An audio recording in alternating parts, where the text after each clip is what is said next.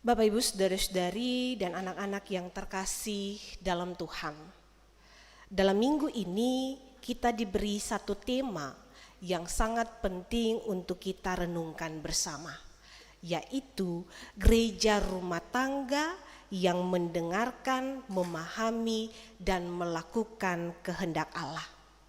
Karena sebelum kita berbicara tentang gereja yang besar, Tuhan lebih dulu mengajak kita melihat ke tempat yang paling dekat, yaitu rumah kita sendiri. Di dalam rumahlah seseorang pertama kali belajar tentang kasih, belajar tentang nilai kehidupan dan tentang benar dan salah. Dan di dalam rumahlah seharusnya seseorang pertama kali melihat dan mengenal Tuhan. Jemaat kekasih Tuhan, hari ini firman Tuhan mengajarkan kita tentang satu hal penting, bahwa Tuhan tidak hanya mau kita mengenal firman, tetapi harus hidup di dalam firman itu setiap hari. Seringkali orang berpikir hidup rohani hanya soal datang di gereja, tetapi hidup rohani secara kekristenan itu pun harus tampil dalam kehidupan sehari-hari. Sehingga seringkali orang berpikir bahwa hidup rohani ini hanya soal datang di gereja, hanya soal melayani, hanya soal ikut ibadah atau aktif dalam kegiatan rohani di gereja. Padahal Tuhan juga melihat bagaimana hidup kita di rumah, bagaimana cara kita berbicara, bagaimana cara kita berperilaku, saat apa? Saat kita marah, saat kita kecewa, saat kita menghadapi masalah, dan saat tidak ada orang lain yang melihat kita. Dan itulah yang Musa ajarkan kepada bangsa Israel dalam teks bacaan kita. Jemaat kekasih Tuhan, bangsa Israel sedang bersiap untuk masuk ke tanah perjanjian. Mereka akan menikmati berkat Tuhan. Tetapi sebelum itu Musa mengingatkan, jangan sampai kalian melupakan Tuhan. Itu adalah pesan yang disampaikan Musa kepada bangsa Israel. Kalau masuk di tanah perjanjian, jangan lupa Tuhan. Karena Musa tahu manusia sering dekat dengan Tuhan itu cuma saat susah, tapi mulai jauh ketika hidup terasa nyaman. Dan menariknya di sini ialah Musa tidak mulai dengan hal yang besar atau hal yang rumit. Ia tidak berbicara tentang strategi perang atau sistem pemerintahan nanti ketika bangsa Israel masuk ke tanah perjanjian, tidak. Tetapi ia mulai dari sesuatu yang sangat sederhana tetapi sangat mendasar, yaitu bagaimana kehidupan dalam rumah tangga. Seolah-olah Musa mau bilang begini, kalau mau hidup benar maka mulailah dari rumahmu. Itu yang Musa mau sampaikan secara singkat.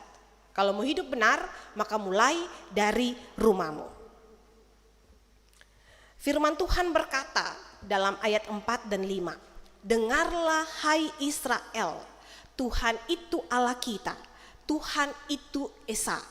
Kasihilah Tuhan Allahmu dengan segenap hatimu, dengan segenap jiwamu, dan dengan segenap kekuatanmu. Jemaat kekasih Tuhan, bagian ini adalah inti dari pesan Musa kepada bangsa Israel. Sebelum Musa berbicara tentang hukum, sebelum Musa berbicara tentang kehidupan, sebelum Musa berbicara tentang keluarga, Musa terlebih dahulu mengingatkan mereka bahwa Tuhan itu Allah kita, Tuhan itu Esa. Artinya apa? Tidak ada Allah lain selain Tuhan. Sebab bangsa Israel waktu itu hidup di tengah bangsa-bangsa yang menyembah banyak ilah. Mereka mudah dipengaruhi oleh dunia sekitar. Karena itu Musa mengingatkan mereka, jangan sampai hatimu terbagi. Jangan sampai kamu mengikuti Allah lain, tetapi kamu harus setia kepada Tuhan. Jemaat kekasih Tuhan, hari ini mungkin kita tidak menyembah patung, tetapi banyak hal bisa mengambil posisi Tuhan dalam kehidupan kita. Uang bisa menjadi Allah, popularitas bisa menjadi Allah, media sosial bisa menjadi Allah, ego dan keinginan diri sendiri juga bisa menjadi Allah. Sebab apa yang paling menguasai hati kita, itulah yang sebenarnya menjadi Tuhan dalam hidup kita. Karena itu Musa berkata, kasihilah Tuhan Allahmu. Tuhan tidak mau kasih yang setengah-setengah, Bapak Ibu Saudara jemaat. Katong juga sebagai manusia, kalau orang mengasihi katong yang setengah-setengah juga, katong pasti hati ada setengah lah. Apalagi Tuhan. Tuhan tidak mau kasih yang setengah-setengah. Tuhan tidak mau jadi pilihan terakhir dalam kehidupan kita. Sebab kadang manusia memberi Tuhan sisa waktu. Benar Bapak Ibu Saudari? Nanti juga kalau sempat baru berdoa. Nanti sah. Kalau tidak sibuk baru datang baca firman. Nanti sah kalau ada masalah baru cari Tuhan. Tetapi Tuhan mau jadi yang terutama dalam kehidupan kita. Tuhan tidak mau setengah-setengah. Tuhan mau sisa-sisa waktu yang ketong berikan kepada Tuhan. Sebab Tuhan mau jadi yang terutama dalam kehidupan kita. Dengan segenap hati. Artinya kita sungguh-sungguh melekat kepada Tuhan. Karena hati manusia ini kan gampang terbagi tuh Bapak Ibu. Lagu Ambon bilang, antara nyaman dan cinta, beta dilema harus memilah. Hati persapa, beta cinta se, tapi nyaman deng dia. Kadang mulut bilang cinta, tapi hati nyaman di tempat lain. Kadang mulut bilang cinta Tuhan, tapi hati lebih cinta dunia. Kita lebih takut kehilangan uang daripada kehilangan iman. Sehingga kita mudah untuk menjual iman kita, yang penting dapat uang. Padahal uang itu barang bisa dicari-cari. Kita lebih takut kehilangan pengakuan manusia daripada kehilangan hubungan kita dengan Tuhan. Sehingga kadang ada sejam untuk berdoa, tapi kalau ada orang yang perlu, sabar, ini ada orang penting, nanti kita balik baru ketemu berdoa, nanti ketemu balik baru bila ibu pendeta baru majelis datang berdoa ulang tahun dan sebagainya. Kita lebih takut kehilangan pengakuan manusia daripada kehilangan hubungan dengan Tuhan. Padahal Tuhan bilang, kasihilah Tuhan dengan segenap hati, tetapi juga dengan segenap jiwa.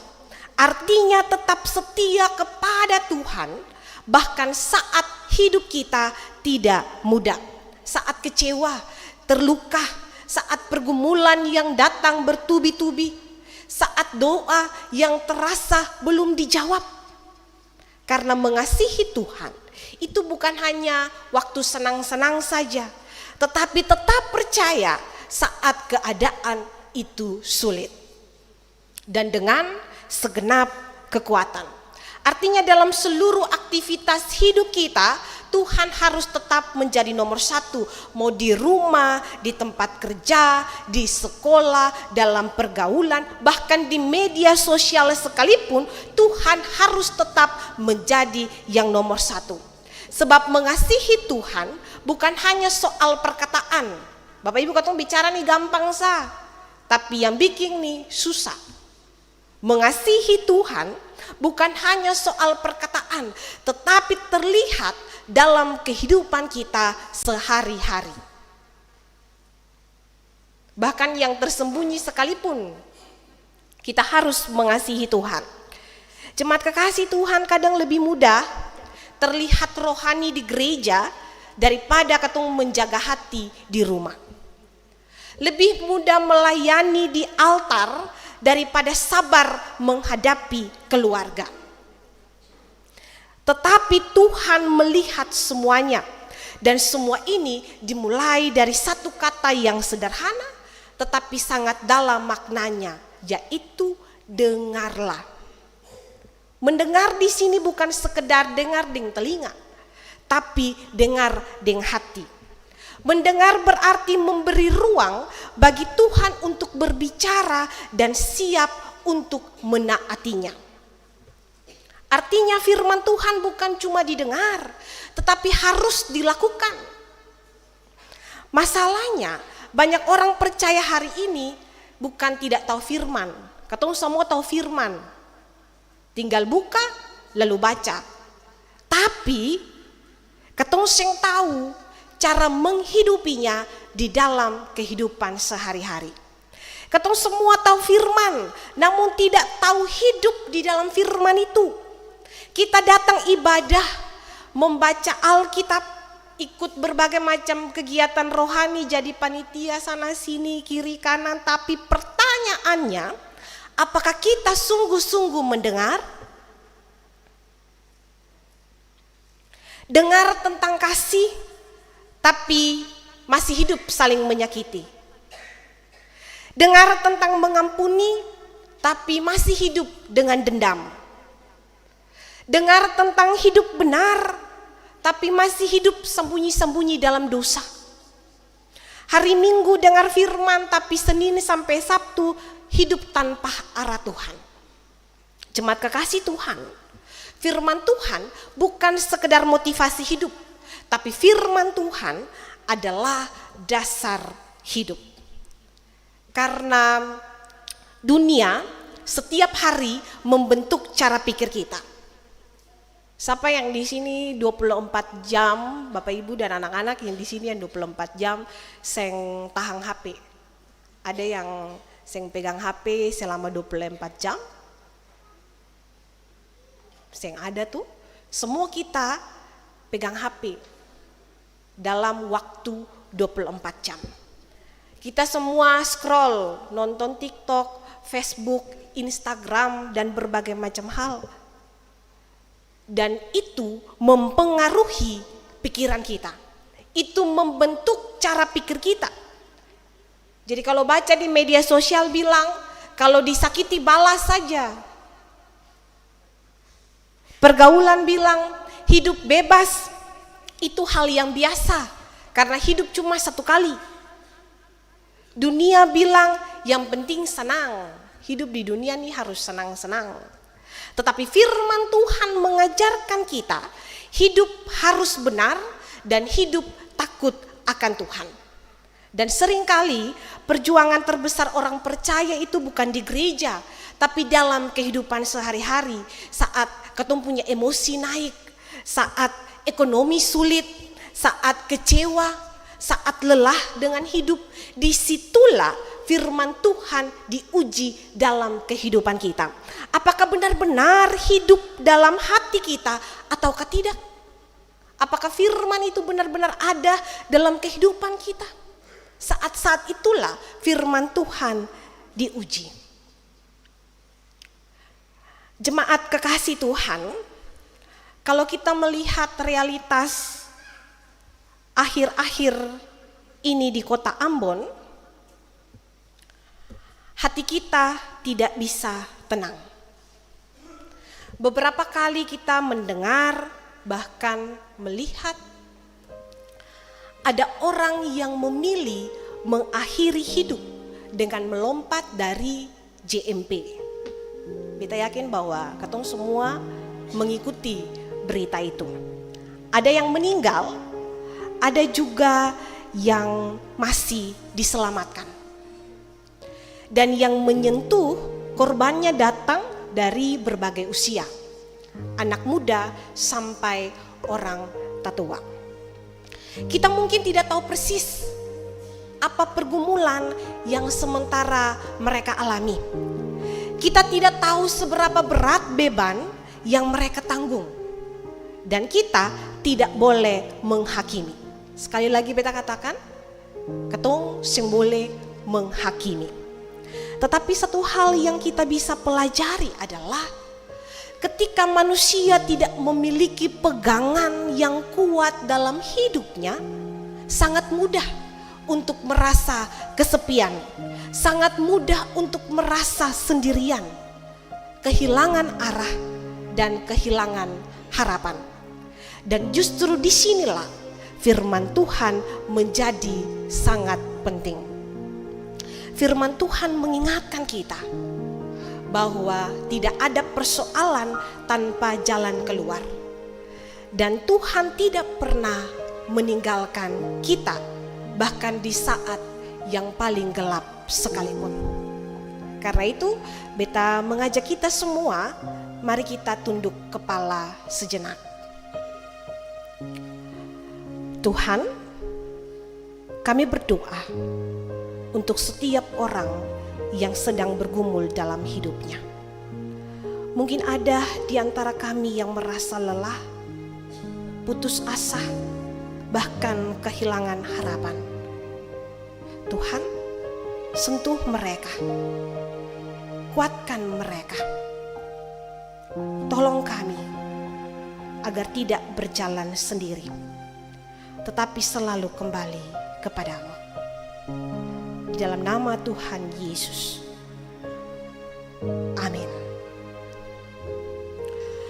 Jemaat kekasih Tuhan, itulah sebabnya firman Tuhan hari ini mengajak kita untuk kembali kepada dasar, yaitu menjadikan firman Tuhan sebagai landasan hidup kita, baik di dalam rumah tangga, dalam kehidupan pribadi, maupun dalam kehidupan kita sebagai masyarakat.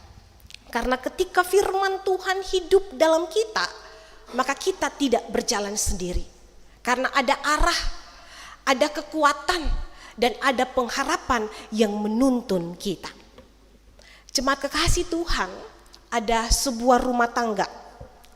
Di dalam ruang tamunya ada Alkitab disimpan rapi. Di dinding ada pasang ayat-ayat firman. Di HP ada aplikasi Alkitab. Semuanya terlihat baik, tetapi dalam kehidupan sehari-hari tidak ada doa bersama, tidak ada firman yang dibicarakan. Masing-masing dalam kehidupan keluarga itu sibuk dengan dunianya sendiri. Sampai satu hari anak mulai kehilangan arah dan menjauh dari Tuhan. Lalu orang tua marah. Dia punya mama dan dia papa bilang, kenapa beta pun anak sudah jadi begini? Dan anak itu menjawab, karena beta yang pernah lihat Tuhan hidup di dalam rumah ini. Jemaat kekasih Tuhan, masalahnya bukan karena tidak ada firman. Masalahnya karena firman itu tidak hidup di dalam keluarga. Firman itu tidak hidup dalam hati anak-anak. Karena itu firman Tuhan berkata, haruslah engkau mengajarkannya berulang-ulang kepada anak-anakmu. Perhatikan, firman ini tidak berkata ajarkan sesekali atau ajarkan satu kali, tetapi firman bilang ajarkan berulang-ulang. Artinya membangun iman dalam keluarga bukan tugas satu hari. Sudah hari ini saja baca Alkitab, besok sudah saya mulai, nanti sah. Hari ini masuk sekolah minggu sudah, habis itu saya mulai. Tetapi proses setiap hari. Karena dunia juga sedang mengajar anak-anak kita setiap hari. Media sosial mengajar mereka karena tadi 24 jam dengan HP. Pergaulan mengajar mereka, internet mengajar mereka, bahkan tren-tren dunia pun mengajar mereka. Sehingga kalau rumah tangga tidak mengajarkan firman Tuhan, maka dunia yang akan membentuk mereka. Datang mau pegang lay, mau loko lay, su terlambat. Ero lay, susing bisa. Padahal anak-anak tidak hanya membutuhkan pendidikan yang baik. Pendidikan itu penting, tetapi mereka juga butuh iman yang kuat. Mereka butuh iman yang kuat dalam kehidupan mereka. Karena suatu hari nanti orang tua, papa dan mama tidak selalu berjalan bersama dengan mereka. Tetapi firman Tuhan bisa tinggal di dalam hati mereka dan menuntun hidup mereka setiap hari. Karena itu menjadi tugas kita sebagai orang tetua di rumah, ajarkan firman itu berulang-ulang. Jangan su bilang satu kali ya sudah, dia tahu, dia ingat. Harus berulang-ulang firman Tuhan bilang. Bukan cuma sekali, tapi harus berulang-ulang. Dan Musa melanjutkan, firman Tuhan itu pun harus membicarakannya apabila engkau duduk di rumah, apabila engkau sedang dalam perjalanan, apabila engkau berbaring, dan apabila engkau bangun. Artinya firman Tuhan bukan hanya ada di hari Minggu.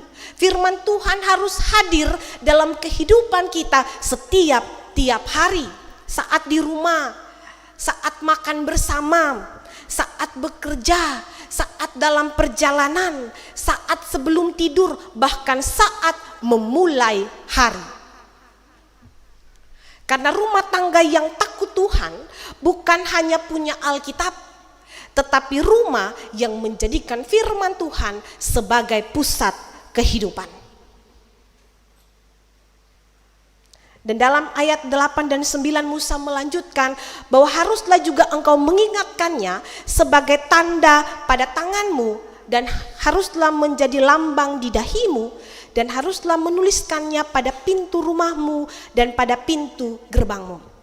Artinya firman Tuhan tidak hanya hadir saat ketong datang ibadah, tetapi itu harus benar-benar melekat dalam kehidupan kita tiap-tiap hari. Di tangan berarti terlihat lewat tindakan kita. Di dahi berarti mempengaruhi pikiran kita. Di pintu rumah berarti hidup dalam keluarga. Dengan kata lain Tuhan mau bilang bahwa firman-Nya harus menjadi bagian dari kehidupan kita sehari-hari. Bukan hanya pajang di dinding, tetapi hidup dalam sikap, dalam perkataan, dalam cara berpikir, dan cara kita memperlakukan orang lain. Sebab jemaat kekasih Tuhan, kadang katong tinggal satu rumah bersama, tetapi hati juga saling jauh. Katong ada makan sama-sama tapi tanpa komunikasi, kumpul sama-sama tapi sibuk dengan HP masing-masing. Doa di dalam rumah mulai terasa hilang. Lalu kita heran, kenapa hubungan dalam keluarga menjadi dingin? Jemaat kekasih Tuhan, rumah tangga itu tidak hanya kuat karena uang. Anak-anak tidak hanya butuh fasilitas, mereka butuh teladan. Mereka perlu melihat bahwa di rumah, oh iyo papa berdoa setiap hari, mama hidup takut Tuhan, keluarga hidup yang mengandalkan Tuhan. Teladan-teladan itulah yang harus anak-anak lihat dalam kehidupan keluarga. Karena anak belajar bukan hanya dari nasihat, tetapi dari apa yang mereka lihat setiap hari. Justru apa yang mereka lihat, itu yang cepat mereka tangkap. Itu yang cepat akan tersimpan di dalam punya memori. Sama seperti ada satu anak, waktu latihan vokal grup untuk pelayanan, dia punya teman uang. Lalu dia punya teman lapor kepada pengasuh, ibu pengasuh, ada teman ambil, beta punya uang. Nah ibu pengasuh tanya anak yang ambil uang, kenapa ambil teman punya uang? Bapak ibu dia jawab apa? Dia bilang, barang beta biasa lihat papa ambil mama pun uang diam-diam. Ini kisah nyata Bapak Ibu. Lalu pengasuh pulang, pengasuh lapor kepada anaknya punya orang tua. Anak dapat pukul. Saya tahu habis ini mama mau tanya papa kenapa uang hilang dan sebagainya. Tetapi yang mau dibilang di sini ialah apakah kita sudah memberikan teladan yang baik bagi anak? Bayangkan apa yang dia lihat di dalam rumah, dia sampai di sekolah minggu dia praktek akang, Baru anak jawab dengan baik lah. Barang biasa, lihat papa, ambil mama punya uang, diam-diam. Jemaat kekasih Tuhan, yang mau dibilang di sini ialah anak-anak belajar bukan hanya dari apa yang kita ajarkan, tetapi dari apa yang mereka lihat setiap hari. Karena itu biasakanlah kehidupan keluarga mama dan papa, kalau bicara tuh lain hormat-hormat lain, jangan bicara suara-suara besar. Biasakan di dalam kehidupan keluarga itu mulai dari hal kecil, doa bersama. Kalau sing bisa setiap hari Sabtu kumpul, lalu katong berdoa bersama, baca firman bersama. Katong sharing hari ini ada apa, hari ini bagaimana dan sebagainya. Kita belajar mengampuni, belajar bicara dengan kasih. Sebab hal-hal kecil yang seperti itulah yang membangun keluarga. Nah, biasa kalau ada guru PAUD di sini, orang tatua biasa bilang rahasia-rahasia dalam rumah tuh guru-guru PAUD semua tahu. Karena sampai di sekolah tetap anak-anak cerita for ibu guru tadi tuh mama tuh begini, tadi tuh papa begini, tadi sebelum pergi sekolah tuh begini dan sebagainya. Sehingga dalam kehidupan keluarga itu kita harus menjadi teladan yang baik bagi anak-anak. Jemaat kekasih Tuhan, Musa juga mengingatkan bahwa jangan sampai lupa Tuhan saat hidup mulai baik. Dan itu pun terjadi dalam kehidupan kita hari-hari ini. Saat susah, baru rajin berdoa. Saat hidup mulai baik, katong mulai jauh dari Tuhan. Doa mulai berkurang, ibadah mulai pemalas, hubungan dengan Tuhan mulai dingin. Bukan karena Tuhan jauh, tetapi karena hati manusia dipenuhi dengan hal-hal lain. Kita menjadikan hal-hal lain yang menjadi Allah dalam kehidupan kita. Sehingga kita membangun jarak antara hubungan kita dengan Tuhan. Tapi Tuhan tidak pernah berhenti berbicara. Seringkali kita hanya sibuk untuk mendengar. Karena sibuk bekerja, sibuk cari uang, sibuk di media sosial, sibuk mengejar pengakuan manusia, sampai perlahan kita menjauh dari Tuhan. Dan yang berbahaya ialah kita tetap aktif tetapi kehilangan hubungan pribadi dengan Tuhan. Sehingga jemaat kekasih Tuhan, dalam kehidupan ini firman Tuhan harus menjadi nomor satu dalam kehidupan kita. Kalau ada rasa susah, rasa berat, butuh pertolongan, butuh jalan keluar, berdoa, minta Tuhan kasih hikmat untuk setiap kehidupan kita, bahkan dalam menuntun, membimbing anak-anak kita ke depannya. Dan secara khusus hari ini kita bersyukur untuk ke-16 anak-anak yang akan masuk ke jenjang pendidikan formal gereja yang selanjutnya. Ini bukan sekedar perpindahan kelompok dalam gereja, tetapi langkah untuk semakin dewasa dalam iman. Anak-anak, dunia akan menawarkan begitu banyak hal. Tetapi ingat, jangan kehilangan arah dan jangan jauh dari Tuhan. Bangun hidup di atas firman Tuhan, pilih pergaulan yang benar, dan jadilah generasi yang takut akan Tuhan. Dan bagi kita orang tetua, mama, papa, om, tante, para pengasuh dan jemaat, kita juga mempunyai tanggung jawab untuk mendampingi, mendoakan dan menjadi teladan bagi kehidupan mereka. Kiranya ke-16 anak ini bertumbuh bukan hanya dalam usia, tetapi juga dalam iman dan karakter yang memuliakan Tuhan. Jemaat kekasih Tuhan, kiranya firman ini tidak berhenti di gereja saja, tetapi hidup dalam keseharian kita. Tuhan Yesus memberkati. Amin.